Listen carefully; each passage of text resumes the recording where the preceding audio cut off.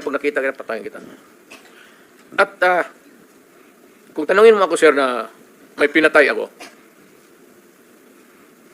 hindi man ako ang iniimbestiga ngayon, so hindi ako sabi ng totoo.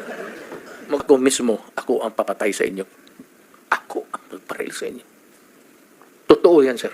Ano yan? Buhay man sila lahat. Sabi ko, putang ina, huwag kayong pumasok dyan. Let's sir kayo. Papatayin ko talaga kayo. Kaya yung pulis na nagkasala, sir, mga ganun, either pagka nagkasala, wala na. Mawala.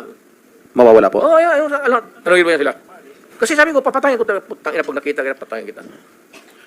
At kung tanungin mo ako, sir, na may pinatay ako, hindi man ako ang iniimbestiga ngayon, so hindi ako sabi ng totoo. Mag-line na lang ako kay... Di ako na lang po magtatanong, meron na ba ho kayong pinatay, Ginoong Pangulo? Sir, may ano ako, may moment, lalo na sa yung outrage. Yung hindi ko matanggap yung minsan yung pamilya na ubusin mo, patayin mo, tapos i-rape mo. Mukhang ano sa akin yan, sir, talagang nawiwirla ako. Masyadong ang fuse ko dyan, mainit talaga ako. Alam nila yan. Kaya behave. Sir, ito tanongin mo, prangka-prangka. Nandito, or citizens of this country. Anong pinaka-safe na city for the longest time hanggang ngayon? Tanongin ko kayo. Noong panahon po ng tatay ko, San Juan po. Kasi sir, binaback-upan ako ng tatay mo. O, totoo. Huwag na lang tayo mag-ano. Ilabas na lang natin. Ang sabi ng tatay mo sa akin, sir, you do what you have to do to make your city safe.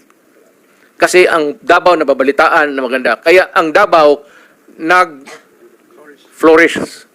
Kaya ang Davao malinis. Kaya ang Davao ngayon, anytime maglakad ka, walang gagalaw sa iyo.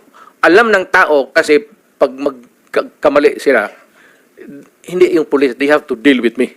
Dapat ako ang imbestigahin dito kung extrajudicial killing. Wala yan sila. Ako mismo ang... Mr. President, nung time na mayor ka, merong police na nag-involve sa droga sa Davao? Marami, sir. Oh, what happened to them as far as you know, Mr. President? Ayan sila. Silang may alam. O, sige, tanungin natin sila. Mr. Sabi ko, President. Sige. sabihin mo, 24 hours, sabihin mo sa putang inang pulis mo. Pag nakita ko yan, patayin ko. Sige ba, I will now take the time of Senator Estrada. So, sino yung... Wag lang, sir. Huwag ka na lang lumayo. Yan yung katabi mo. Mamaya, sir. Mamaya. Unahin ko muna ito bisita natin because we will always be with him. So, we have lots of opportunities to ask Senator Bato. He's the best performer, sir. Kaya na senador.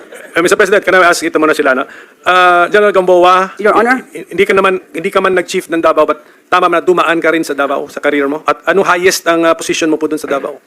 Yes, sir. I was the official spokesman of the Regional Police Regional Office 11 for 2 years. Regional? Yes. How about the city level? Wala, sir. I was never assigned the Okay. city officer. How about General Sinas? Sir, you were never chief, di ba? So, dumaan po ba kayo sa career niyo sa Davao City?